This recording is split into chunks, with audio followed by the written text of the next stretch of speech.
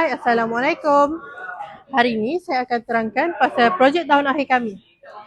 Projek yang kami laksanakan adalah sistem Smart Traffic Light. Projek kami terdiri daripada 2 lampu isyarat, 2 Arduino dan 2 sensor. Sistem kami menggunakan sistem penerima dan penghantar. Mari kita lihat macam mana sistem ini berfungsi.